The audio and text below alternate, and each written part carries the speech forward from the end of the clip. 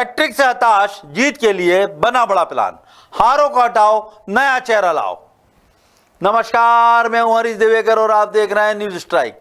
Cricket के मैदान में जब हैट्रिक होती है तो तालियों की आवाज गूंजती है, लेकिन मध्य प्रदेश में कांग्रेस को अब हैट्रिक से डर लगने लगा है और अब यही डर उम्मीदवारों की नींद उड़ा रहा है, क्योंकि अब ऐसे उम्मीदवारों को कांग्रेस टिकट की लिस्ट से बेदखल करने की पूरी तैयारी कर चुकी है। ये नई रणनीति उन उम्मीदवारों पर भारी पड़ने वाली है जो बीते 3 चुनाव से कांग्रेस को कोई अच्छी खबर नहीं दे सके। ऐसे उम्मीदवारों पर कमलनाथ ने सख्त फैसला लेने का मन पक्का कर लिया है।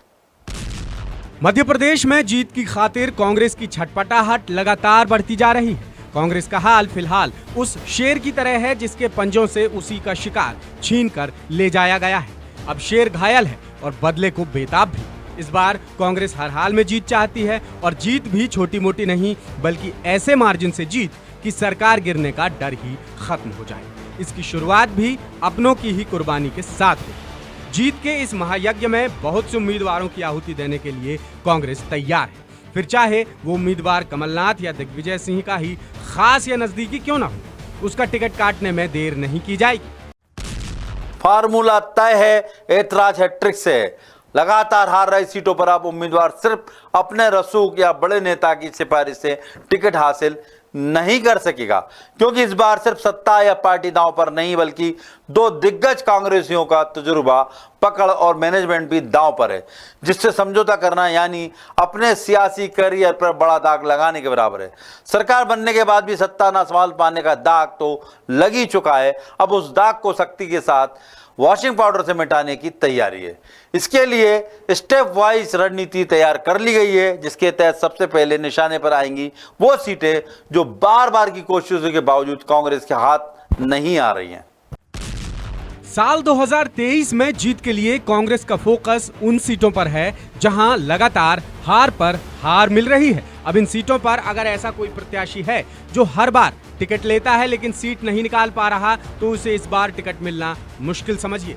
ऐसी सीटों की लिस्ट तैयार हो चुकी है। इन सीटों में सागर, नरियावली, रहली, दतिया, बालाघाट, रीवा, सीधी, मानपुर, भोजपुर, नरेला, हुजूर, गोविंदपुरा, बैरसिया, धार, इंदौर 2, इंदौर 4, इंदौर 5, महू, शिवपुरी, गुना, ग्वालियर ग्रामीण, बीना, पथरिया, हटा, चांदला, विजाबर, रामपुर बघेलान, सिरमौर, सेमरिया, त्योंथर, सिंगरौली, देवसर, धौहनी, जयसिंह नगर, जैतपुर, बांधवगढ़, मुड़वारा, जबलपुर कैंट, पनागर, सिहोरा, परसवाड़ा, सिवनी, आमला, हरसूद, टिमरनी, सिवनी मालवा, होशंगाबाद यानी नर्मदापुरम, सुहागपुर, पिपरिया, कुरवाई, शमशाबाद, बुधनी, आस्था, सीहोर, सारंगपुर, सुशनेर, शुजालपुर, देवास, खातेगांव, बागली, खंडवा, पंधाना, बुरहानपुर, उज्जैन उत्तर, उज्जैन दक्षिण, मंदसौर, रतलाम सिटी, मल्हारगढ़, नीमच, जावद जैसी सीटों के नाम शामिल। इन सीटों पर कमलनाथ के सर्वे और दिग्विजय सिंह की सलाह के आधार पर नाम तय होंगे। ये भी संभावना है कि टिकट किसी पुराने कांग्रेसी की जगह नए समाज सेवी, उद्योगपति या शिक्षाविद को मिल जाए जो सीट पर लगातार एक्टिव हो। मैं अपनी पार्टी की गारंटी ले सकता हूं कि हमारी पार्टी में माननीय कमलनाथ जी लगभग सीनियर लीडरों से चर्चा कर मन बना चुके हैं कि जो भी कैंडिडेट जीतने वाला होगा हम उसे टिकट देंगे। जहां तक आपने शिक्षाविद, वैज्ञानिकों, इनके टिकट की बात कही है, उद्योगपतियों की बात कही है, मुझे यह कहने में कोई गुरेज नहीं है कि जिस वर्ग की आप बात कह रहे हैं वो हम लोगों के आचरण के कारण, हम लोगों में सभी राजनीतिक दल शामिल हैं, क्योंकि इस लोकतंत्र की, इस देश की और समाज की दुर्दशा जो हो रही है वो दुर्जनों की वजह से नहीं, सज्जनों की वजह से हो रही है। सज्जन आना नहीं चाह रहे हैं और दुर्जनों का जमघट हो चुका है। लगातार हार रही इन सीटों में से 9 चुनिंदा सीटों पर कांग्रेस खास रणनीति बना रही है। इन सीटों पर बीजेपी के दिग्गज लगातार जीतते आ रहे हैं। अब उन्हें उनके गढ़ में घेरने के लिए कुछ ताकतवर चेहरों पर दांव लगाया जा सकता है। बीजेपी के राष्ट्रीय महासचिव कैलाश विजयवर्गीय के बेटे आकाश के खिलाफ दीपक जोशी पिंटू को उतारा जा सकता है। वो पूर्व मंत्री महेश जोशी के बेटे और कांग्रेस नेता अश्विन जोशी के चचेरे भाई हैं। बुधनी सीट पर शिवराज सिंह को उलझाने के लिए कांग्रेस के प्रदेश सचिव अर्जुन आर्य को उतारा जा सकता है।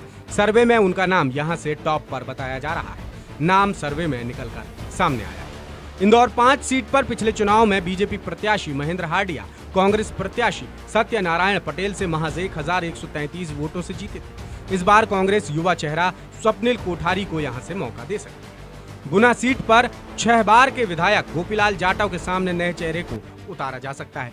सर्वे में यहां पूर्व जिला पंचायत सदस्य रह चुके लालजी राम जाटव का नाम बताया जा रहा है। भोपाल की नरेला विधानसभा सीट से बीजेपी पिछले 3 चुनाव जीतती आ रही है। चिकित्सा शिक्षा मंत्री विश्वास सारंग को टक्कर देने के लिए प्रदेश कांग्रेस सचिव मनोज शुक्ला को यहां से मौका मिलने के आसार। पृथ्वीपुर में दिवंगत नेता ब्रजेंद्र सिंह राठौर के बेटे नितेंद्र राठौर की स्थिति बेहतर बताई जा रही है। ब्रजेंद्र सिंह राठौर इस सीट से लगातार 4 बार चुनाव जीते। हालांकि नितेंद्र उपचुनाव नहीं जीत सके। अंदर की कुछ खबरें तो ये भी हैं कि कांग्रेस कुछ मौजूदा विधायकों को हरी झंडी भी दे चुकी है। सर्वे के आधार पर तकरीबन 37 विधायकों को कमलनाथ तैयारी करने के लिए हरी झंडी दे चुके हैं। इसके अलावा जिन पूर्व मंत्रियों की रिपोर्ट बेहतर बताई जा रही है, उन्हें और ज्यादा ताकत से क्षेत्र में जुट जाने के लिए कह दिया गया है। अब ये रणनीति बीजेपी के खिलाफ कितनी कारगर साबित होगी, ये बड़ा सवाल है। ये जो 37 विधायकों का आप जिक्र कर रहे हैं, तो उसमें बड़े स्वाभाविक सा आप अंदाज़ा लगा सकते हैं। जयवर्धन सिंह है, केपी सिंह है, डॉक्टर गोविंद सिंह है, ऐसे जो लोग हैं जो हमेशा जीतते रहते हैं, उनको टिकट मिल रही है पार्टी, ये तो उनको भी पता है, जो वहाँ से लड़ रहे हैं वो पार्टी को भी पता है। तो ये तो कह देना मतलब पार्टी अपना बोझ कम कर रही है, ताकि जो भी दावेदारी है या बाकी सीटें हैं उस पर वो ठीक से सोच विचार कर सकें।